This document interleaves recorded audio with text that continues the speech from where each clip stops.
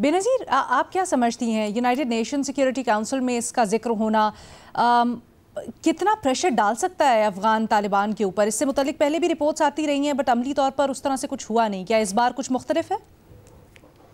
अलीना, मेरी तो रीडिंग यही है कि ये एक अच्छी डेवलपमेंट है, इसलिए क्योंकि ये जो यूएन की सिक्योरिटी काउंसिल की कमेटी है, ये स्पेसिफिकली अलकायदा और दाइश के बारे में बात करने के लिए बैठी थी।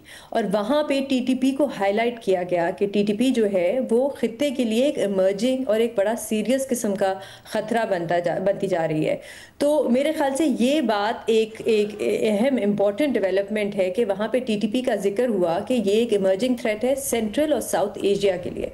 और दूसरी बात ये कि बात भी किसने की, चेयर इस कमेटी को कौन कर रहा था? डेनमार्क।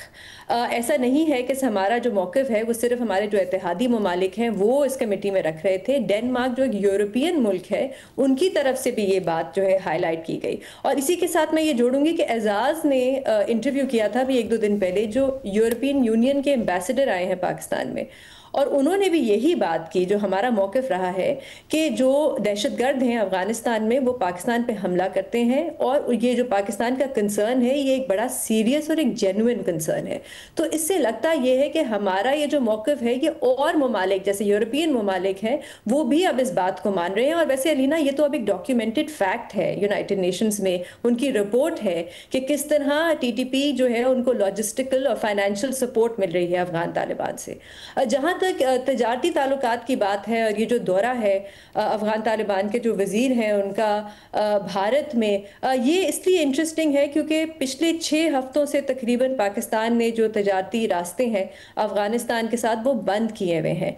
तो इस वक्त इसलिए भी लग रहा है कि जो हमारी कैरेट एंड स्टिक वाली पॉलिसी है दबाव डालने की, वो भी शायद उस वजह से भी इस वक्त अफ़गान तालिबान कोई मुतबादिल या कोई अल्टरनेटिव ढूंढ रहा है कि पाकिस्तान के ज़रिए ट्रेड ना करना पड़े, दूसरे ममालिक के ज़रिए हम जाके ट्रेड करें। लेकिन मुझे लगता नहीं है कि ये भी ऑप्शन उनके लिए कोई ख़ास उनको कोई इससे फ़ायदा होगा, क्योंकि जो पाकिस्तान का रूट है वो चीपेस्ट और फास्टेस्ट रूट है अफ़गानिस्तान के लिए ट्रेड करने के लिए। और ज़्यादातर वो जो ट्रेड करते हैं वो करते हैं एडिबल्स में, फलों में, जो ख़राब हो जाएंगे अगर एक लंबा रास्ता लिया जाएगा, उनको महंगा भी पड़ेगा।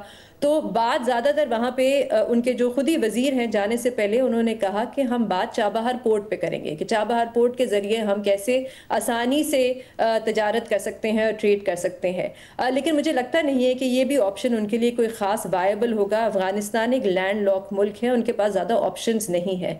लेकिन इसका एक और पर्सपेक्टिव भी है अलीना। आज मैं BBC उर्दू की भी रिपोर्ट पढ़ रही थी और उन्होंने कुछ ताजरों से बात की बॉर्डर के इस तरफ हमारी तरफ पाकिस्तान में, और उन्होंने ये कहा कि ये जो हमने रास्ते बंद किए हुए हैं इससे पाकिस्तान को ज़्यादा नुकसान होगा, क्योंकि हम ज़्यादा एक्सपोर्ट करते हैं अफ़गानिस्तान में, बजाय कि अफ़गानिस्तान से कम ट्रक आते हैं, पाकिस्तान से कोई तकरीबन 300 ट्रक दिन के जाते हैं।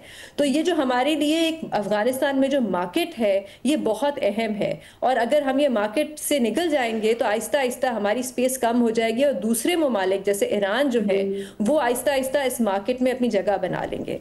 तो मेरे ख्याल से ये भी शायद हमें मुझे पता है हम दहशतगर्दी का मामला हमारे लिए बहुत अहम है, इस वक्त टॉप प्रायोरिटी है और होनी भी चाहिए, लेकिन शायद हमें ये भी देखना चाहिए कि ये जो पीपल टू पीपल कांटेक्ट है ये हमें कोशिश करनी चाहिए कि ये ख़त्म ना हो, क्योंकि इससे दोनों तरफ बॉर्डर के जो लोग हैं उनको नुकसान होगा।